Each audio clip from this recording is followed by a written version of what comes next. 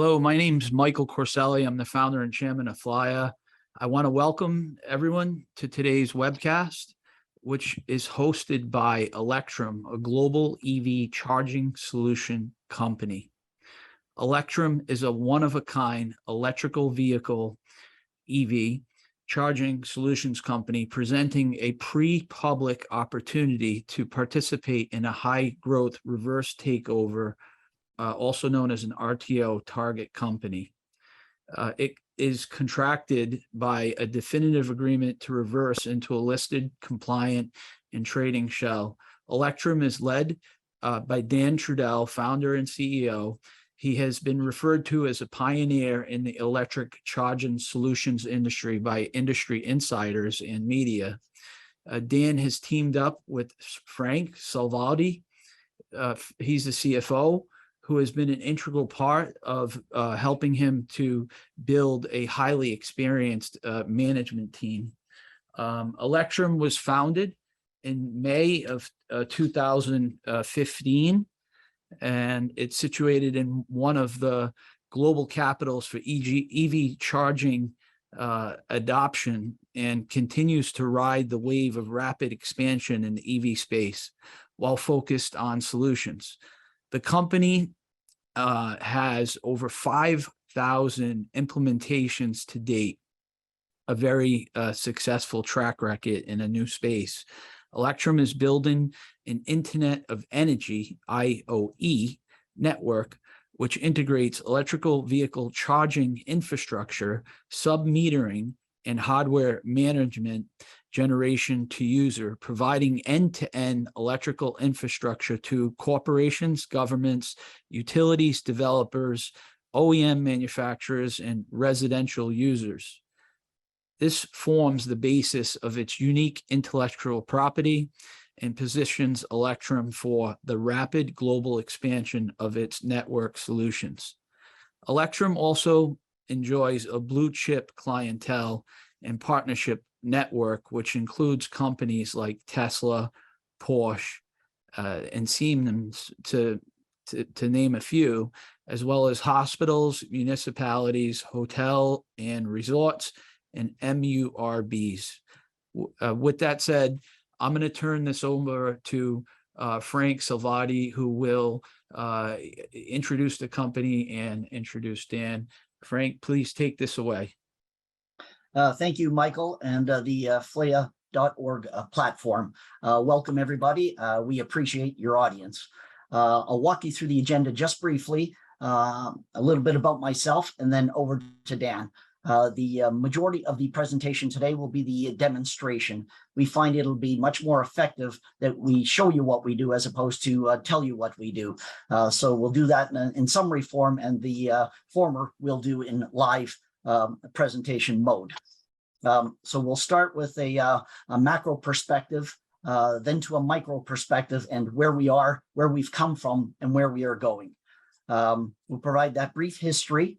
Then we'll go into a demonstration. That'll be the crux of our presentation today, and we'll take you from our inception, our version 1 software network platform, and then on to our recently launched version 2 network platform. From there, pardon me, Dan will take us through the sales pipeline and our client base, our initiatives in carbon offsets, and why they are peculiar and to the industry, and particularly advantageous as far as the consumption of electricity versus fossil fuels. Then we will talk about our go public strategy, and Dan will summarize the intelligent use of management electricity as we see the future, and then we'll wrap up and provide you with our coordinates and look forward to your reach out therefrom. So from a macro perspective, the media and the industry continue to be very kind despite the malaise in the markets. We are encouraged by that. We always manage to have and continue to succeed from a very attentive audience, and I would hope and expect today would be and will be no different. And from a micro perspective, I'll walk you through the company's history briefly and then introduce Dan. So in 2015, when the company was incorporated, and for a period of 2 years, Electrum started to hone its initiative. It started off with installation, and as part of an acquisition or customer acquisition strategy that ultimately segued to our network solutions and the real premise and value of our company. In 2017, we became an approved Tesla installer, and still today in the west coast of Canada are the #1 Tesla installer in British Columbia. That's where Vancouver is, for those that are unfamiliar with the province itself. In 2018, we put out our beta and patented it, and in addition, established partnerships with Porsche, Siemens, Nemetz, ABB, and Feihong, some of the larger providers of the electric chargers, and primarily Porsche as a customer. In 2019, we had a milestone of 2,000 implementations, and from there, in 2020, we developed the inception of and continue to buttress our blue chip client base. They include Fraser Health Center, Richmond Hospital, St. Paul's, Vancouver, and Langley as municipalities. In 2021, we established a milestone of 5,000 implementations and worked with large developers such as Concord, Aragon, Shape Properties, and so on. In 2021, late last year through early this year, we added Surrey, BC, Vancouver, North Vancouver, and Burnaby as some of our municipal clients. Early this year as well, and another initiative, we focus on MURBs, multiple unit residential buildings, that we find that it is a very cost-effective method by which we acquire clients through our installations, then back them into our network system. The other that we are focusing on is fleet for similar reasons. We view that as a horizontal MURB, which is to say municipalities and the like have fleets to deploy in order to discharge the services they're required to discharge. And companies like Green Power, Peterbilt, the trucking company, Harbor Air and Helijet are some of our clients as well. We launched our network shortly thereafter, segueing into our version 2, and I'll leave that for the demo. And we've also done some research and development in grid curtailment management. And as Dan concludes the presentation, we'll tell you about what our future outlook is. As Michael referred to Dan, he is a pioneer in the industry, worked for approximately 8 years with Leviton, one of the larger electronics manufacturing companies, and was responsible for deploying the early inception of hardware chargers. From there, and for 7 years thereafter, when he recognized the need, not so much just of the charger as a basic element, but the requirement to provide support services, which is to say, make chargers smart, or otherwise they are otherwise inert. That said, Dan, I take great pleasure in introducing you to the world of FLAIA and our audience, and give them an opportunity to speak with a true pioneer. Thank you very much, Frank, for the introduction. And thank you, Michael, and the FLAIA group for putting this together. Very excited to talk to everybody today about what we do, and we appreciate your interest in Electrum. Just backing up a little bit in terms of the timeline and how Electrum was formed. As Frank mentioned, I was with Leviton Canada. My background is in the electrical industry, working for manufacturers and in the electrical wholesale channel, I think 20 plus years. And when I started with Leviton, I was hired as a business development manager. They asked me if I would take over this electric vehicle charging initiative. At the time, I knew nothing about it outside of being a automobile enthusiast. The funniest part of the story is they said to me, 3 to 6 months from now, you'll never hear about electric vehicle charging again. And 15 years later, here we are. The unique position that I held within that organization allowed me to have a very good picture or look at the market. And, we were lucky enough to deal with everybody, for every space from a single dwelling residential home to industrial controls. And I recognized very quickly that this, number one, this space was going to move and evolve very quickly, and it wasn't going to be just about the hardware. It was going to be more about how we manage this hardware and how we manage electricity. There are a lot of peripheral services or things that go on when we talk about deploying electric vehicle infrastructure. So it was my belief that a specialized set of services would be required to manage this for a number of reasons. Most importantly, because of all of the things that happen when we deploy chargers. When you think about a developer or a strata council or a property management group or a municipality, any of these, medium to large scale deployments will require a turnkey solution. Being able to deal with one point of contact and have all of those services available, implemented, managed with the ability to control the quality of the installations and the hardware and the network piece is very important. And I think it's going to become even bigger as we move forward and this space scales up. We opened our first office in 2016 in Surrey, British Columbia. We continue to support Surrey. They're very good to us in terms of working with them on their EV charging infrastructure and public, fleet, residential, and workplace charging. The business moved very quickly, as everyone understands. The space is moving very, very fast. Our partnerships, the partnerships that we formed today based on our model or strategy to market, it's incredible to think about who we're dealing with today, and some of them were mentioned. So there's Siemens, there's Porsche, Tesla. We're now talking with BMW. We've been involved with Kia, Peterbilt, Volvo, Hong, ABB.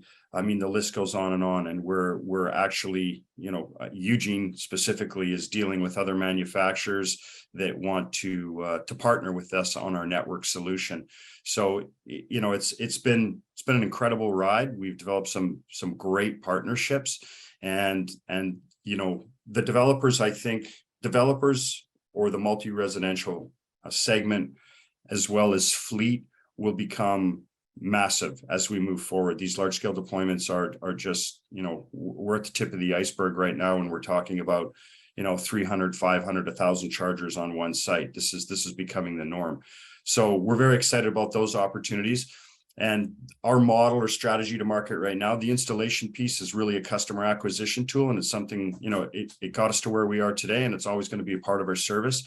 But we're very much focused on the technology and really what happens when 500,000 EVs plug in. How do we manage that? How do we manage power intelligently? So today our model is a reoccurring revenue model. We have a number of different ways that we create that stickiness between Electrum and our customer, and that comes through the network piece. Cost recovery is number one. Everybody that lands chargers wants to be able to collect a fee to offset potential, always, the cost of electricity to charge the vehicle, and then other associated costs like network fees or a service program or warranty or hardware. Once they're out of warranty, they have a little slush fund set aside there that they can utilize if there's any upgrades required, or if they want to add more chargers or more infrastructure. So that cost recovery piece is significant for us. We do have agreements in place with the sites. We have network agreements and we have maintenance agreements where applicable. We always have a network agreement because that's where that's how we tie ourselves to the customer and provide the service, which will also include a conveyance of carbon credits. The second model is site management. As I said, some of these sites are deploying a large number of chargers, and it's a little overwhelming for the site to manage all those chargers. So we will, for a fee per stall, manage that site on a monthly basis for them. And that would include adding or deleting users, changing the price of power, making the chargers available at certain times, setting up reservation for users, reservations for users. So all the nuances of the software that are, that go on day to day, we will manage for them. The third piece, and the very significant piece, is the carbon credits, the collection, aggregation, and sale of the carbon credits. These contracts or these relationships we see or have will typically last anywhere from 5 to 10 years. It's although we utilize an open source platform, which is also important that I mention, we're a performance-based organization. We feel that our services will allow us to retain those customers long-term because of the value that we add at these sites where we deploy chargers. I know the carbon credit piece is probably top of mind for a lot of people. We don't necessarily have to get into the details of that today, but we're very, very engaged in that. And as I mentioned earlier, our contracts do convey carbon credits to us, and we do offer a number of different ways to share that revenue with the site. And with that, I will hand over to Eugene for the very exciting new platform that Electrum charging uses to manage electric vehicle charging infrastructure. Perfect. Thanks for that, Dan. Do I have the ability to share my screen here? Sure do. Okay. All right. Let's see. Screen share here. Okay, so for the next 20 or 30 minutes or so, I'm going to be going through the demo for the Electrum platform, both our existing platform and where we're going to go here in the next 2 weeks or so, as we start to deploy and move our customer base over from one platform to another as we scale. I'm going to leave this screen on for everyone to see. It's a highlight overview of the various features of the base platform, and I'm going to also talk about what the expansion is going to look like with regards to where we're going to go. So just give me 1 second here. So Dan alluded to the Electrum platform, and the Electrum platform is actually multiple parts. As everyone knows, that the EV space is changing at a very fast pace. Dan, you mentioned that as well. So what's the norm today in regards to the software network is probably not going to be the norm tomorrow. So what we're building with our platform is a hardware agnostic, open standard compliant, Dan mentioned open source ecosystem that allows our users to integrate with any hardware vendor that complies also to this global standard. You can think about it very much like the cell phone that's in your pocket. You can bring your own, you can buy the brand of choice you want, and then you can pick the network of your choosing. In this case, the network is the Electrum platform.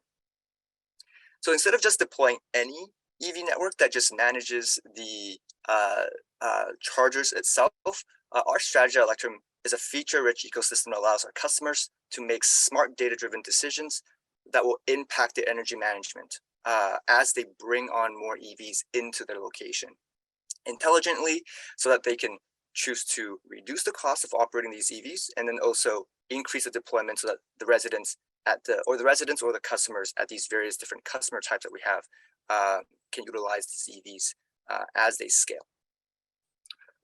Okay, so I'm going to jump right into the demo here now. I'm going to move a screen over. I'm going to get into what we call the administrative panel. So we're going to start with charger management here. And the charger management side of our ecosystem, sorry, give me a second, I can only see half my own screen, is all about charger management and also all about customer management. There's an element here of sorry, give me 1 second. Of location management and also location service and monitoring that is within this ecosystem as well.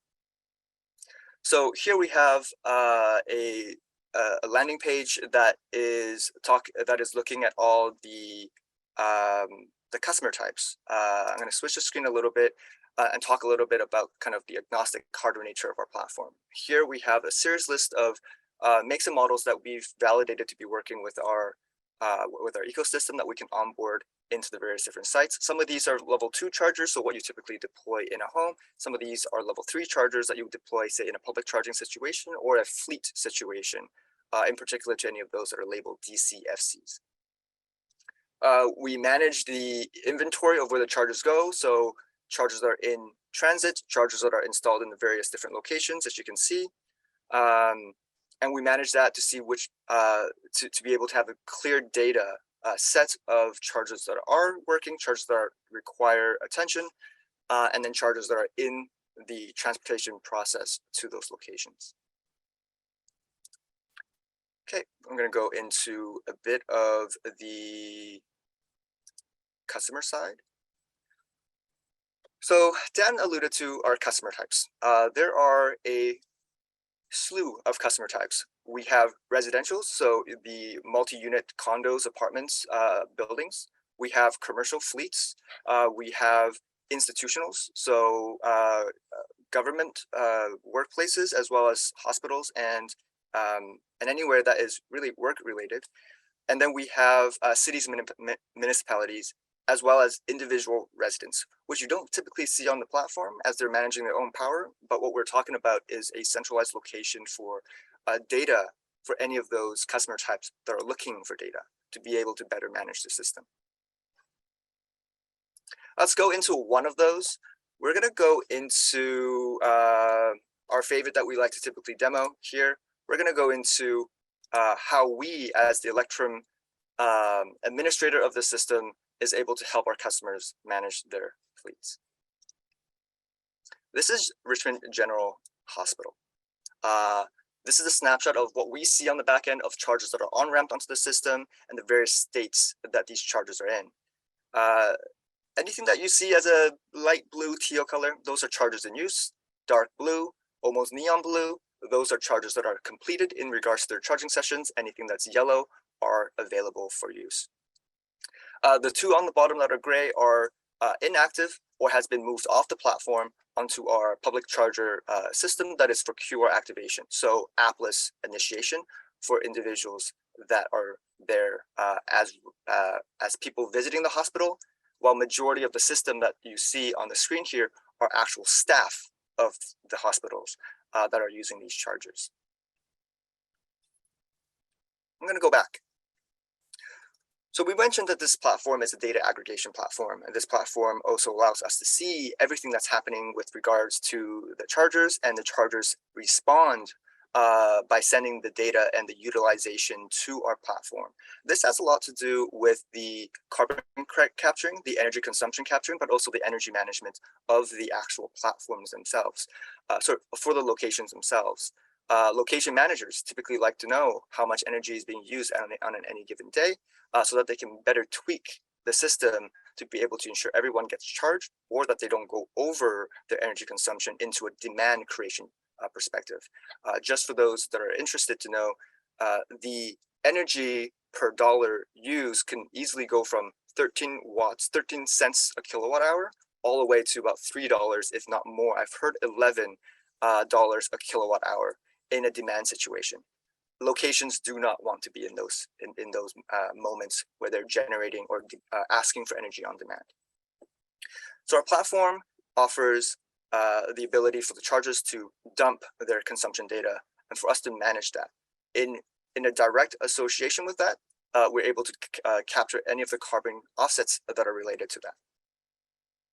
So we can go into each of these chargers and see the individual consumptions that are that this particular charger, in this case, charger 122, is in a charging state, and it has consumed in its history the kilowatt hours that you see on the screen.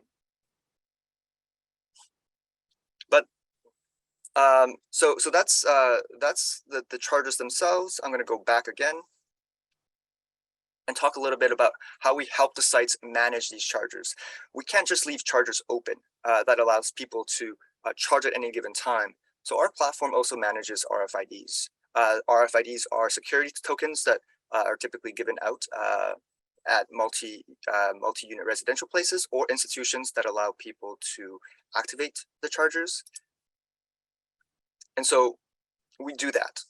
These RFIDs that you see on the screen are all associated with a specific staff member at the Richmond Hospital location, and only these specific cards can activate the chargers on site for them. This prevents any rogue individuals from going in and activating, and it allows them to keep a tight ship when it comes to energy consumption.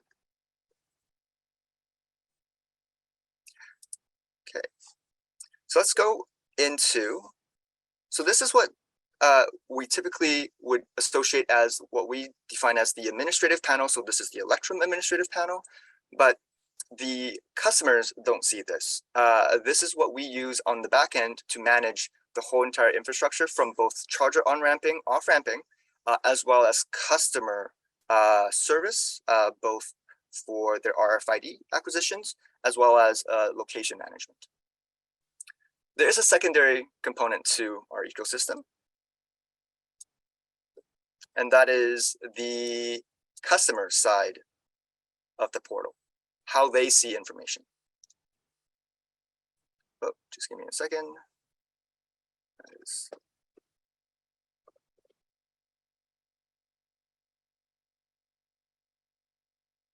log in here. So we were just at Richmond Hospital, and this is what Richmond Hospital would see as part of their portal. I'm gonna move some stuff around my screen here. So the data, the platform is all about data aggregation. It's about showing the location managers what they can use when it comes to information for planning their electrical infrastructure, and also deployment of additional EV infrastructure. Everything here is a snapshot for them to make those decisions as a dashboard that allows them to change the ranges between month, week, year, quarterly. So to give you guys a sense, this particular location has used about 80,000 kilowatts this year alone.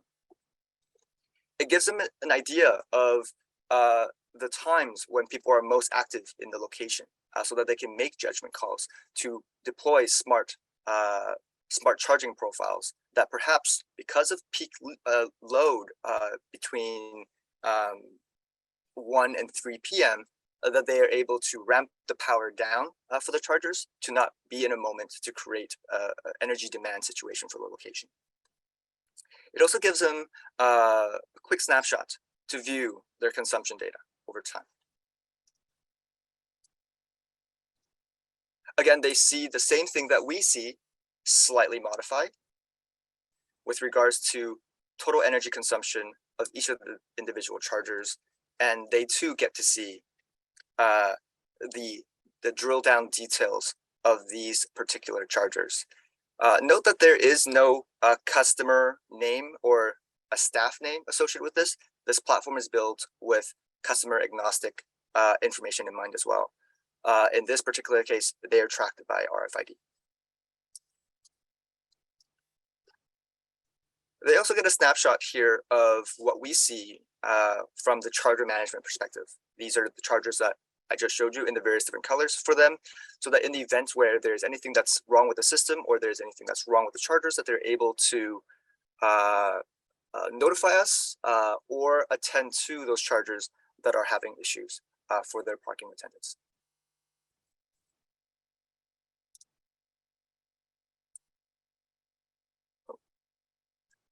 Okay, so this is what our current version of the software looks like.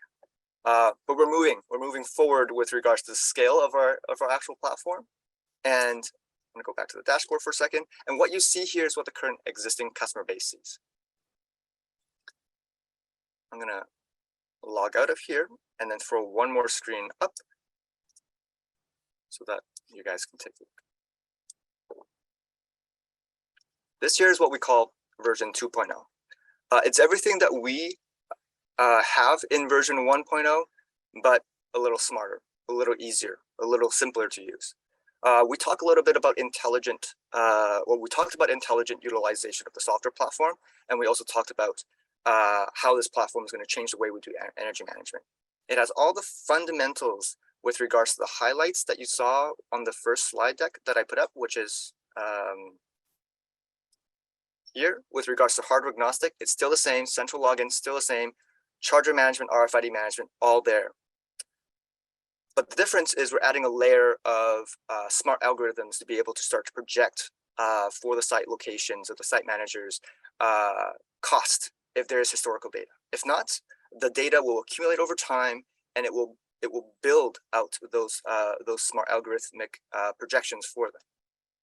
It has a way so that we can deploy this network without Electrum being the only installers in the platform, allowing us to have third-party installers also utilize this platform to onboard chargers that they install. No different to that of the concept about bringing your own cell phones or acquiring your own hardware onto a network. So here is the screen that you would typically see. We have a demo site here that is using some of the information and data that is live. Chargers that are not available are typically those that we see as offline. This is also to tackle the exact same situation of being able to provide the location managers with a snapshot of the various different states of the chargers. On the bottom here, we have a couple that are available or in use. Some chargers come with more than one gun, so to be able to manage what that looks like and for them to see that is a fairly important aspect. This platform also has additional features that the old one does not have. Actionables with regards to the charger management, assigning RFIDs to particular chargers, assigning more than one RFID to a particular charger or account, so that the individuals that are in the sites can also manage the infrastructure that they have if they choose to do so. There's also, as Dan mentioned, a lot of sites that want us to do the actual management of that, and this is exactly where we would do that. It has the typical charger management infrastructure. This may have just logged me out. May have to log back in. There you go. Managing the chargers at the various locations, adding chargers to the location, RFID management, adding RFIDs to the location with existing cards or new cards. So if a person is moving from a specific site to another site that has Electrum infrastructure, they don't have to get a new card. They can use their existing. And of course, there's billing, which I'll show really quickly. Again, information on their individual utilization. This platform also does a bunch of other stuff, like managing multiple sites for a given particular location, and to be able to, for one particular location manager, to be able to see multiple sites if they're tasked with seeing multiple sites. So where are we going with this platform beyond what we see here? This builds the platform for everything that we have highlighted with the basic foundation of what this platform needs. But it's everything beyond that, and that goes into the actual energy management portion. Some of those are products or features in development. I've alluded to a little bit here with regards to smart algorithmic projections. One would call that AI. We call that smart algorithmic projections. And then there are smart features such as grid management, power management, to be able to see the energy coming in to the system so that we're able to adjust the power output of the individual chargers. So I think with that, yeah, my demo here is complete. Frank, I'm going to hand this back to you to handle the rest of the presentation. Thanks, Eugene. All right, let me just get back online here. There we go. All right, thank you very much, Eugene. And we appreciated the presentation, and I think it illuminated just what we do. At this point, Dan, I'll ask you to get into the sales pipeline and then a little more detail on the carbon offsets, from where I'll take the summation over to our go public strategy, our intended to go public pursuit. Okay, thank you, Frank. So obviously I can't share this online, but I can talk about the numbers because we do have customers and addresses and some information that we can't share publicly right now, but we can talk about the numbers. At this point, I believe we are pretty close to 2.5 invoiced. We have in the residential segment another 1.258 booked, which is contracted and ready to go. That'll be rolling out over the next 3 to 4 months. In terms of our EV ready plan, these are feasibility studies that we provide post quote. So we will go into a building, walk around, look at the electrical room, get the information about the electrical equipment that is in that facility, which would also include 12 months of hydro consumption or utility power consumption. And then we put a very comprehensive proposal together for the site that allows them to be able to, number one, understand completely what they are deploying, what the costs are, which includes a scalable strategy moving forward. As we know, once chargers get deployed in a building, the interest level goes up significantly, and we want to be able to manage that in a cost-effective way. And secondly, and most importantly, I guess, is this opens the door for incentive money from the province or the provincial and federal government. They have a number of different incentive programs that we also manage on the customer's behalf. This plan is basically the key to the door. It opens up a significant amount of incentive money for their deployment. And we have to date right now just a hair under 60,000 booked. When we move to the institutional side, we have another 398,000, almost 399,000 booked business with the institutional. I think Frank mentioned them. There's a number of different. There's Fraser Health, the Health Authority, and Integrated Health. There's a number of different segments to that health authority here within BC. And then opportunities moving forward. We have a pipeline of what we would say 60 to 70% warm on 13,285,000. So this gives you a kind of an idea of the space and how quickly it's moving. We're in a position right now where we can't manage any more business. We can't manage the 13 million. We just don't have the resources. There's a lot of work here. So I guess really the good news is that we can stretch some of this out and push it off. We're being very transparent with our customers in terms of saying, hey, we can't get to this right away, but this is what the timeline looks like.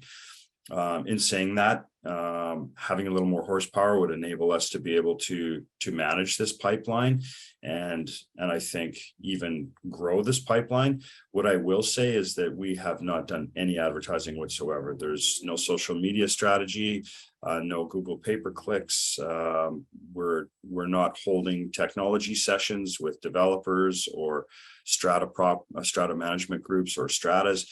We're basically we're static, and all of the business that I've just talked about, or the opportunities that I've just talked about, have come through either backlinks through the utility or other manufacturers' sites, and of course just networking, word of mouth. So I think that speaks volumes about the services and the value that Electrum adds in this space. And this is a very exciting opportunity when you talk about a total pipeline of just over $15 million. That's exciting. And again, when we think about the the state of this space and what we think, there's $400 to $500 million of business in just BC alone. And when we start to look at the numbers across Canada and into the US, North America, and excluding overseas Europe, the numbers are massive, and I'm sure everyone's heard the Biden administration's initiatives for this space and what they're planning on doing. And that's BC and Quebec here in Canada being two of the most aggressive provinces or markets globally. And I can say that because we do talk to a lot of people in the US. We talk to people in Sweden, China, Taiwan. And when we tell them the size of the deployments that we're undertaking here, 200, 300, 400, we're working on a site right now, 1,500 chargers at one site.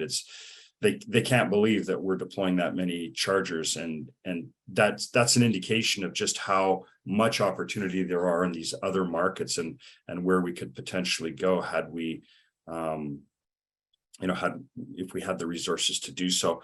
We also have a distribution model through the channel. As I mentioned earlier in my presentation, I have a lot of experience in that space, and there's an uncaptured part of the segment that is available to us. But again, it requires a little more girth on our behalf in terms of bricks and mortar and being deployed nationally. These are opportunities that could bring us 5,000 to 10,000 chargers a month on our network that are installed by other contractors or integrators that are provisioned right onto our platform, meaning these chargers get installed and they go onto our network, and we sign agreements with them. So obviously that's a significant opportunity for us as well that we're very focused on. And that's about it in terms of the pipeline. I don't think there's really much more that I can elaborate on that part. And what else did you want me to cover off there, Frank? Sorry. The carbon offsets, please. Oh yes, carbon offsets. So as everybody is probably aware that this is something that's top of mind when we talk about electric vehicle charging, and there's a reason for that. When you talk about carbon credits in forestry and other areas, there's some gray areas. The lines are a little blurred, and it's challenging, and there's a lot of resources that go into identifying exactly what that looks like. When we talk about an electric vehicle charger, there's no gray areas. All the electricity that gets transferred from that charger to the vehicle to charge the battery is offsetting liquid fuel costs. So these are pure credits, and we can generate them very quickly. As an example, I think today SkyTrain generates here in BC about $25 million in carbon credits, and I think everybody's aware of how much Tesla, their strategy around carbon credits and the money that they generate, it's massive. So we essentially have about 8 years here to make hay. And we feel that just in BC alone, that the amount of power that will be consumed by electric vehicles over the next couple of years will eclipse that SkyTrain model by 5 to 10 times, or 10x. I mean, when you think about how many level 2 and fast chargers get deployed or will be getting deployed over the next 2 to 3 years. So the opportunity is significant. We spent a lot of time on our legal documentation. We worked with a firm here that has already managed through contractual agreements about $60 million in carbon credits here in BC. So the contracts are tight. We've done our due diligence around that conveyance piece because it's very, very important. And compliance is everything when we're working with the provincial and federal government, and we've ensured that is covered off. We don't want to be at a point where we're disputing ownership of those credits. And we're very transparent through this process. This isn't a sneak attack by any means. We're very clear with the sites about how the process works, educating them around the carbon credit collection piece and basically their position within this strategy and what it means to them in terms of revenue sharing versus having to go after this themselves and go through the licensing and getting the accreditation that you need from the province and the federal government to do it. So it's actually a value add service, and it's being very, very well received. We talked with a very large developer last week. They generate a ton of credits, and after going through the process, there was no pushback. They were very open to our model and our strategy. So that's a good indication to us that what we're doing is working, and we're excited about that part of our business. Great. Dan, thank you. I'll ask you to conclude in a few minutes on where we see the future in the intelligent use and management of electricity. And in addition, drawing the analogy to the wireless telephony model, where it was, where it is, and where it is, its trajectory, and the analogy we see and the model we are emulating. And just before I hand it back over to you, Dan, I'll go over the public markets strategy. And just before I do that, we have Chris Lee with us. Chris Lee works in the Vancouver, Surrey offices. He handles the cash vis-a-vis the operations on the ground there. My offices are in Toronto.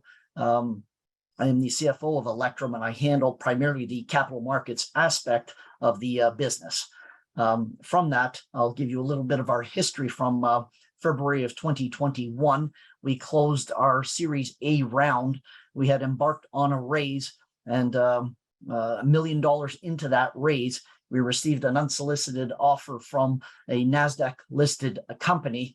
We went through about a 60-day due diligence, and in the end, the business that they had within their entity, we didn't see it as synergistic as perhaps they may have seen it to our business. And so we did not conclude that overture, but we did stop our Series A raise to entertain it. And we've continued on our model, and I hope you find it as exciting and as promising as we do. About 8 months later, we started on our Series B round. Part one of that round, we raised an additional $2 million. And at that point, we sought out to find a suitable shell within which to do a reverse into. From that, and that was about a 4-month process, which we did do. Once we concluded it earlier, or we arrived at a definitive agreement earlier this year, late March. From there, we embarked on part 2 of our Series B round. That raise is the raise we are talking about today. That is a $6 million raise. The uses for that $6 million is to continue enhancing the software development. We've allocated $1 million for it. We've allocated $1 million for fulfillment of sales. Our current capacity is in the 6 million range. Our pipeline is almost double that. So we'd like to enhance our fulfillment, which are primarily tech literate Red Seal electricians that are able to engage the otherwise dumb chargers onto our network to ergo make them smart. The residual $4 million is for general working capital and qualification for listing. That said, our value is at $8 per share against 750,000 shares. So 750,000 shares by $8 a share is the 6 million raise, which again is part 2 of our Series B. That said, the valuation, our pre-money valuation is $32 million. These are US dollars. And our post-money valuation is $40 million. And the $40 million is based on 10 times multiple of our sales. So we expect to book the 12 months running this calendar year and record approximately $4 million in sales at 10 times multiple. And there's your post-money valuation. That said, our burn rate is approximately $120,000 a month net. We do have a high margin, which contributes to our burn rate. And we run a cash run rate of approximately 3 months. And when we feel we need to supplement, we draw on our carbon offsets and liquidate them. But our strategy really and our preference is to bank the offsets and arbitrage them, as we believe they will only accrete in value more than any other types of instruments out there, gold and other currencies, including crypto. And as such, our strategy and preference is to hang on to them, which is to say, accelerate our raise herein. Dan?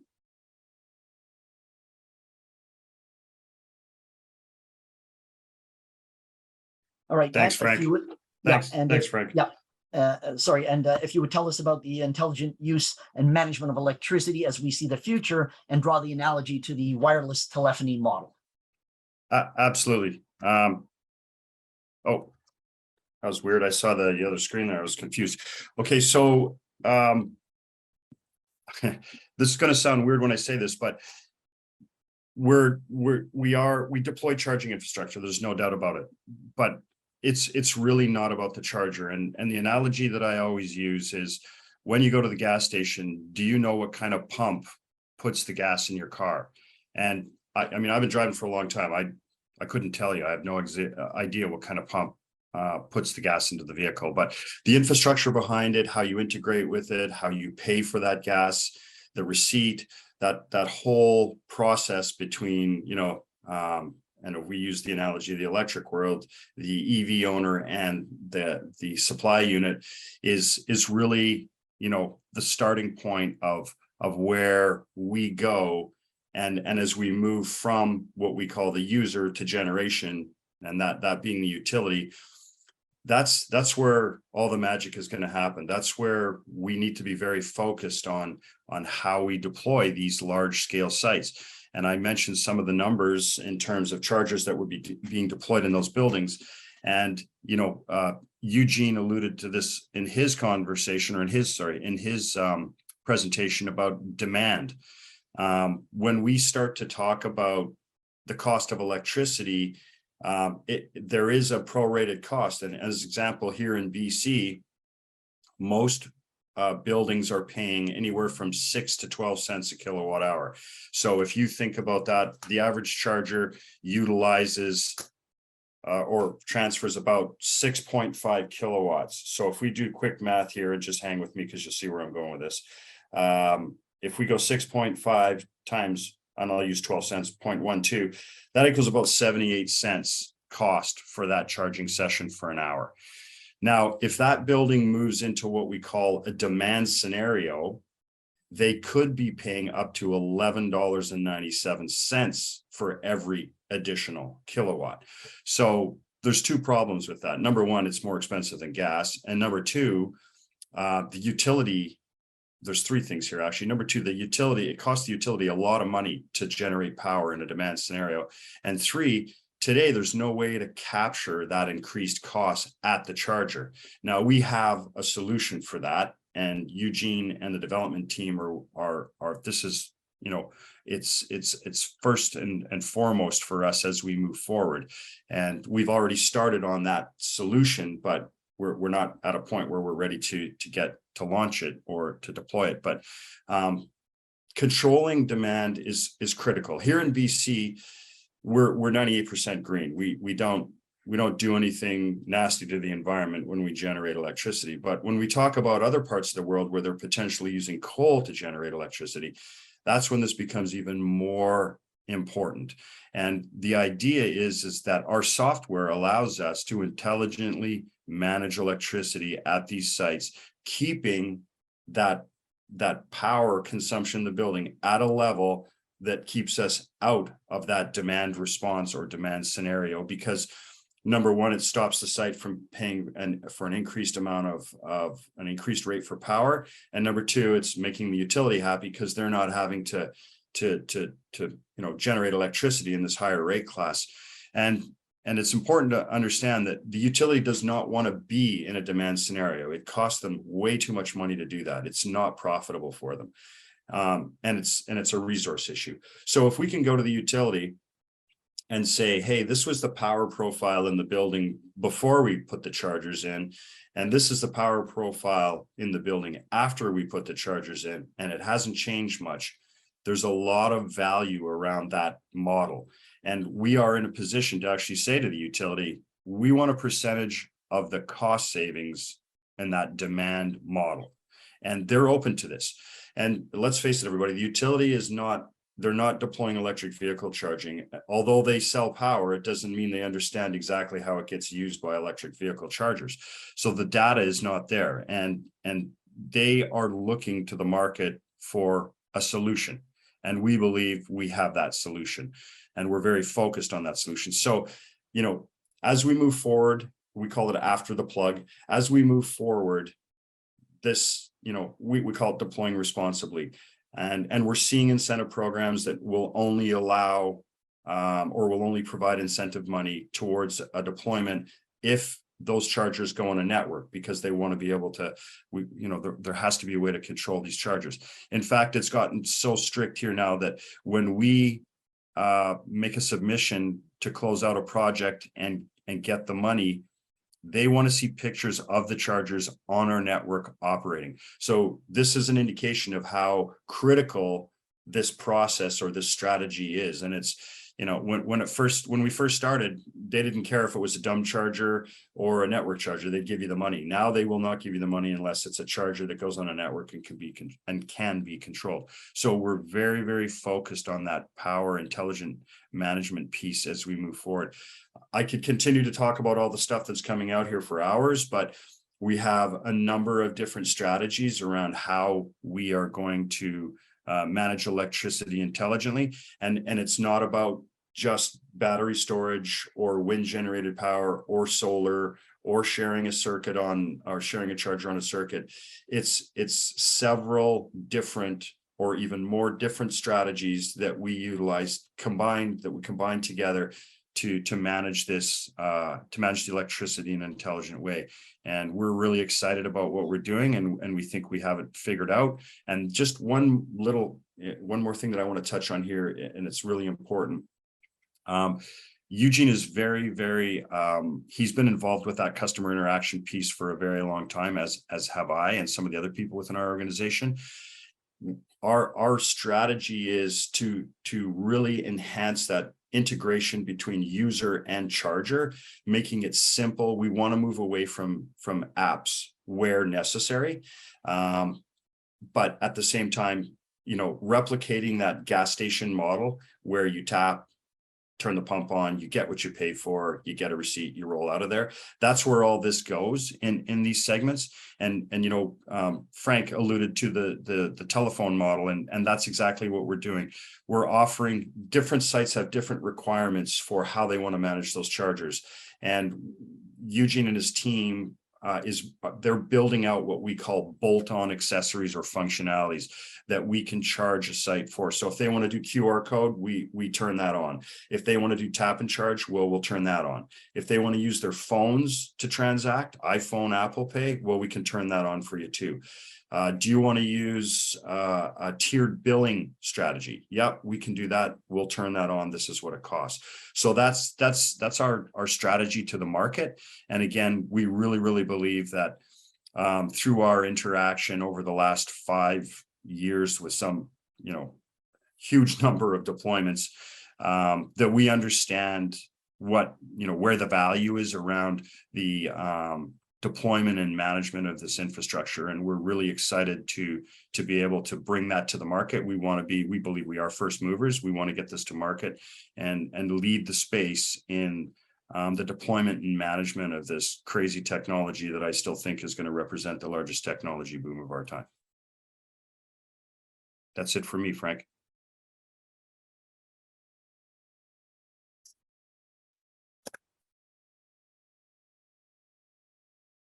Frank, are you there?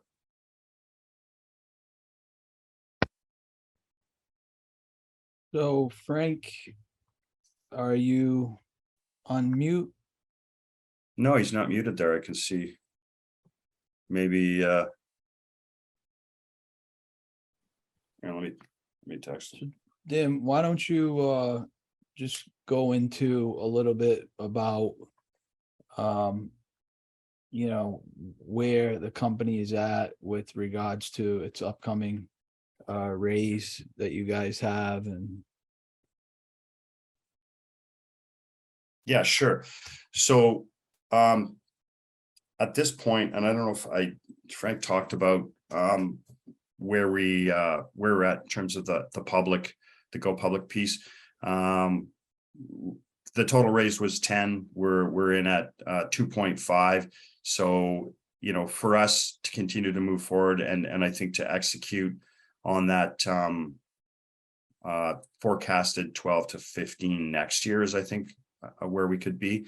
There's that 7.5 million Canadian that we're after. And I guess in terms of the public market piece, Frank he's got a number of different strategies in terms of where we go, but hang on a second here. Hang on a second.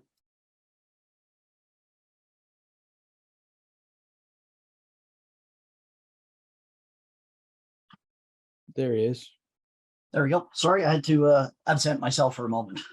Okay, there you go. I was just talking about, Michael was asking about the investment to date, where we're at, what we need, that kind of thing, and where we're going.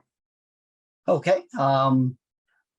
Michael, if I can ask you to ask the question again so I can hear it specifically, so I may respond to it specifically.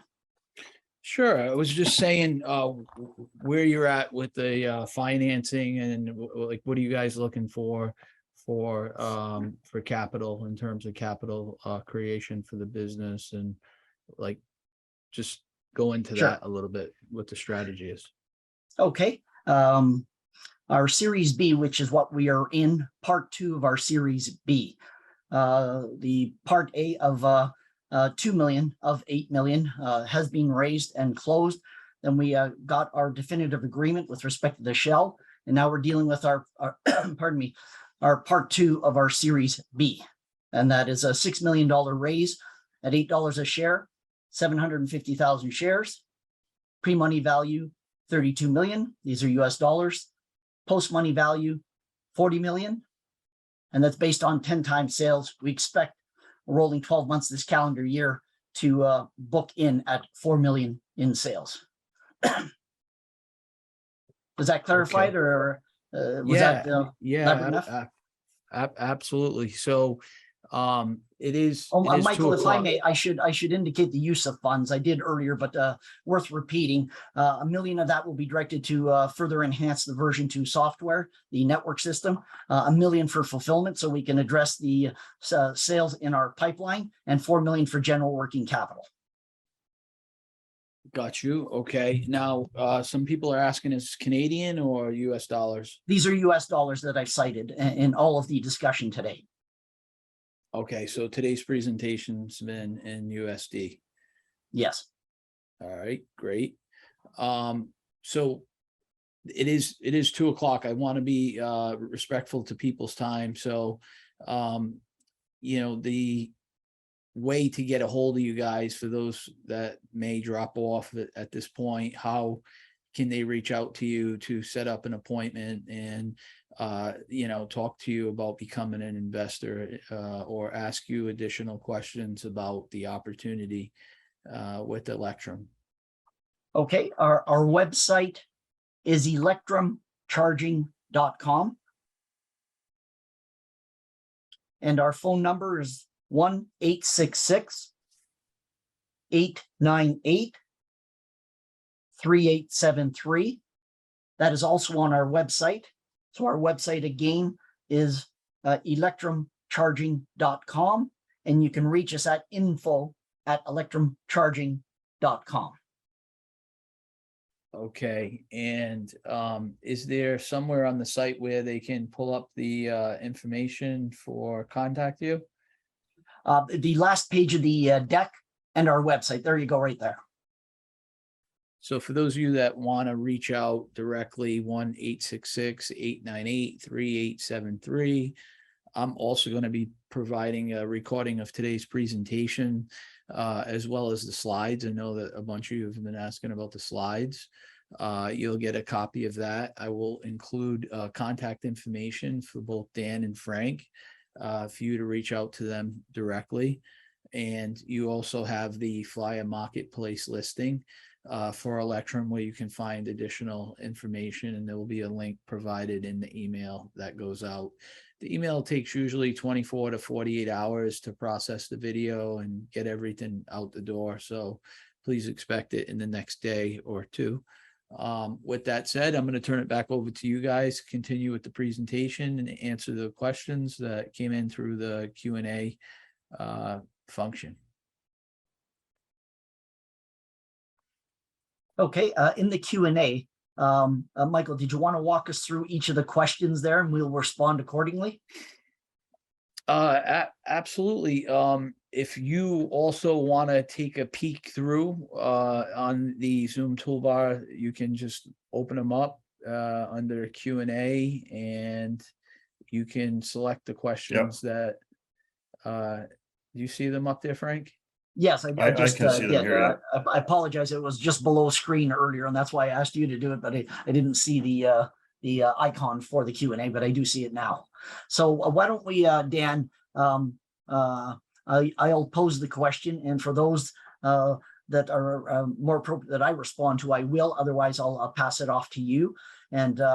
And Michael Corselli, the odd one about, I guess, information or technical exchange. The first question here asks, how can we download the slides of this great presentation? Well, we appreciate that you think it's great. We do our best, and I'm glad it's resonating. So, Michael, you mentioned that you'll provide the slides and whatever other information accordingly. The second question asks, if possible, I would appreciate a comparative analysis of the competitive landscape. So what we'll do here, without being too detailed, Dan, I'll ask you to compare us to the better known out there, such as, of course, the ubiquitous charge point, flow, blink, and maybe we'll just limit it to the more visible three. Sure thing, Frank.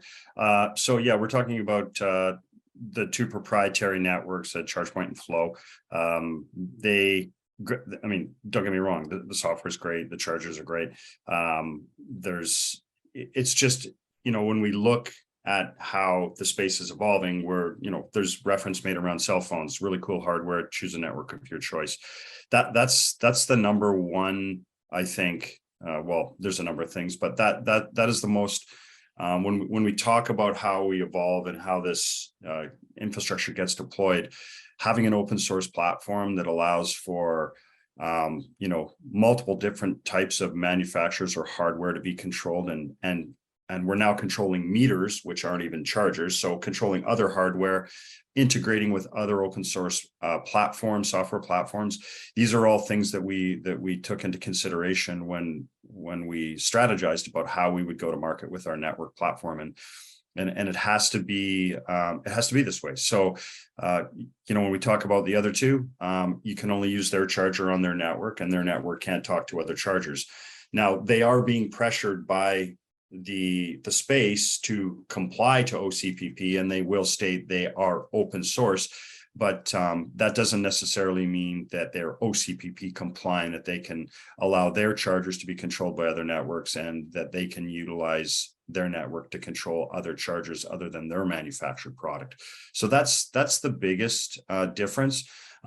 We also provide the electrical design, that feasibility study that I talked about. That's our people going onto site and actually looking at the building and coming up with a comprehensive solution that actually meets that site, their needs for charging. And when I say that, I don't mean it in a negative way. It's just that having one or two chargers to use at these, as Eugene mentioned, plethora of different applications is not feasible. That's like using a screwdriver for everything. You just can't do it. You have to have the tools to be able to utilize them at these sites, and we have the capacity to do that. We also provide on-the-ground service. We roll trucks for any issues that relate to charger downtime or warranty issues. We hold local inventory on these chargers. We have the ability to do the site management piece, which they're not doing.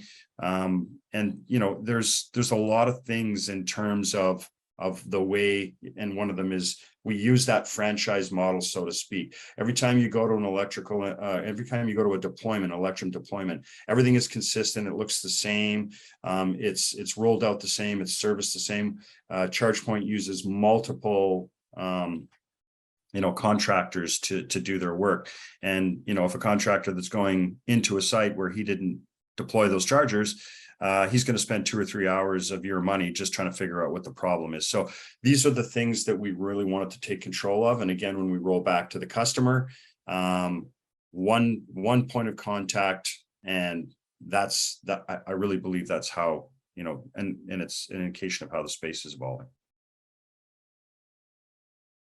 Great. Thank you for that, Dan. The next in line here, I'll do this sequentially. A fellow Greg G doesn't necessarily pose a question, but has made some statements.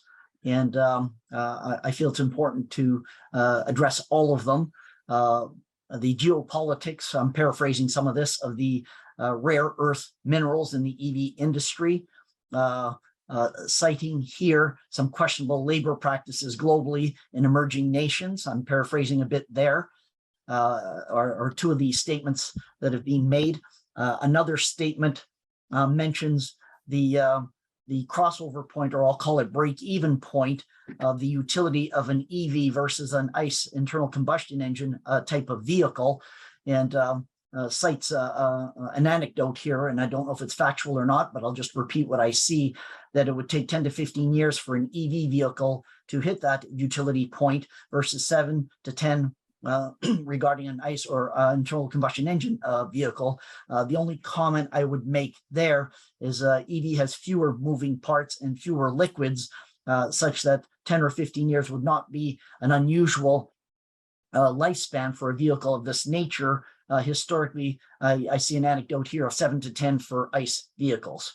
It remains to be seen how much further out an EV vehicle will go, but certainly it will outpace an ICE as far as longevity goes. Fewer moving parts, fewer liquids, and the like. Greg G makes another comment as a separate comment. And this is, I guess, a geopolitical comment about centralizing and globalizing governmental affairs. Other than to state the point he makes, I have no comment on that. I go to the next point. Mike C asks, are these Canadian dollars? They are US dollars. It's worth repeating. And it asks about locations as well. Currently, our home office, one of the more advanced regions in the world next to Norway, the second most advanced for progressive activities and advancements in the electric vehicle space. And from our perspective, it's where we are going with it, the network, and then ultimately the management of power. And it asks about the chargers. I would assume the location of the chargers. What we try to do is source in continental North America, but we do have one of our more reliable sources and a quality charger that does originate from Taiwan. So we are agnostic to chargers. We do the top 15, and that's not one set answer. It's a basket answer. Then we go to the next question from Seema A. What is the symbol? I presume that means the shell symbol on the exchange. So the exchange that it is on is TSX-V, and that's the Toronto Stock Exchange Venture, TSX-V. The actual symbol is Terry Nancy, TTN. And in the US, the system of retrieval of documents is referred to as EDGAR. Here it is CEDAR, SEDAR.com, CEDAR. And then the next question, Mike C asks about the revenue model. What are the lines of revenue? Great question, actually. We had intended on talking about it. I guess we glanced over it. Currently, our model is about 85% installation. And what we've mentioned is that is our customer acquisition model. So while it is profitable for us, we're in the range of up to 40% on a number of our installations. The ultimate revenue model, and 15% is the network and back end. We're less than a year on our new network, and within about 2 years to about 30 months, we anticipate that model will reverse itself, where we are doing approximately 80% network and network solutions, a SaaS type model in certain respects, and about 20% installation or acquisition, customer acquisition. Mike C asks a further question. Can we get a recording of this meeting? I believe Mike Carselli mentioned earlier on the FLAIA network, within a day or so, they'll have a recording. So the answer to that would be yes. And I believe it takes about a day or so. Anonymous asks, I would like to contact Dan Frank. Thank you.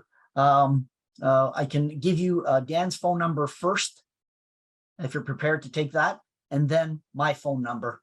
Dan is at 604-831-1596. That's Dan at 604-831-1596. And you can reach me, Frank, at 416-460-4444. That's 416-460-4444. And Arthur T asks, a copy of the presentation, please. FLAIA will have it on its website within about a day or so, and the deck is currently there. That is, the recording will be in about a day or so. The deck is currently there. Anonymous also asks, when will the company be listed in the US? Great question. From when we list on the Canadian exchange, we will apply to cross-list on the US exchange. That process, I'm advised, takes from about 8 or 9 months to up to about a year, but 8 or 9 months is the average we're seeing for the cross-listing.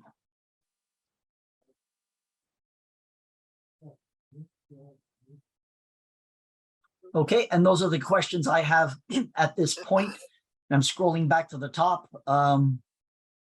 Hey, Frank, I'm just going to jump in here Sure. because I think there was a question with regards to the symbol. I think you mentioned it was TTN for Terry, Nancy. It's actually TTD for Delta. That's why it seemed a bit awkward. Thank you for that correction. I'm sorry, everyone. So Terry, Delta, TTD. Important correction. Thank you, Eugene. No worries. Okay, Mike Corselli, do you have other questions that I'm not seeing here? I do not have any other questions that have come in at this point. So if you guys are gonna conclude. Michael, if I may interject, there's another one here. Yes. Location again of this presentation posting. So that is on the FLAIA.org site, I imagine, Michael, that's where you list it? The presentation? It'll be in two places. It'll be on the event page. It'll also be on the FLAIA marketplace listing. We will email everybody who's been on the call. Terrific. Okay, that's our anticipated time budgeted for 75 minutes. We'd be pleased to take more questions, but Michael Corselli will put it over to you and ask you to, if you will, summarize and conclude if we don't see any additional questions over the next minute or two. Absolutely. I want to thank the whole Electrum team. I want to thank everybody for tuning in today and joining us for this webcast. This is a very interesting area, interesting space. This team has not only built a world-class management team to lead the initiative, excellent technology, and as you should be aware at the end of this presentation, it's not only about the charging stations themselves, it's also about the technology, the software, the connectivity that goes behind the charging that's going to allow a mass rollout and scalability of EV charging. And Electrum is properly positioned as a world-class leader in the space. I encourage you to get in touch with Dan and Frank. And I want to thank the Electrum team for doing the presentation today. It's an exciting space, and we look forward to having you guys back on in the near term. I will be sending out the information in 24 to 48 hours on today's presentation and a way for you to look deeper into this investment opportunity with Electrum. If you have any questions, please do not hesitate to reach out to me directly. I'm happy to connect you with them via email and help you to set up a time and an appointment to discuss the opportunity with them. So, gentlemen, Michael, yes. If I may, one more question has come in, if we might address it. Okay. Steve G asks, if Electrum gets solid traction in EV chargers, what other electric appliances devices could be managed by Electrum? Dan, I think that's an interesting question for you. Yeah, absolutely. Very good question. So I mentioned this earlier, and I'm sure you picked up on that. We are controlling meters. They're called sub-meters. So these are meters that are used to measure electricity downstream of the main meter in a building. And those meters essentially let us see just about anything. We can see lighting loads, we can see motor loads, we can see HVAC loads. We think this is going to be a big part of as I mentioned earlier, when we talk about this tiered approach to load management, understanding what other loads are in the building when we introduce electric vehicle charging will also be a very important part of how we manage electricity intelligently. So it's really an open slate in terms of what we can see. If we can get a sub-meter on it to measure the flow of electricity, then we can manage it. Do we get to a stage where we can turn things on and off? Absolutely. That's a building management integration piece. There's a number of different ways to do that. And I know Eugene's saying, oh my God, not more stuff. But yes, that is definitely a focus for us. Great. So Dan, on behalf of Team Electrum, I'd like to thank the FLAIA.org platform, Michael Corselli in particular, and the audience that were able to be with us today, And Michael, I'll ask you to say goodbye for all of us.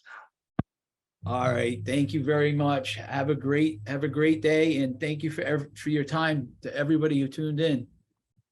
Appreciate Thank you very all much. of you. Pleasure. All right. Yeah. Take care. Thank Bye. you. Bye, Eugene. Bye, Chris. Take care, Take care, Frank. guys. Take care, Dan. Thank you.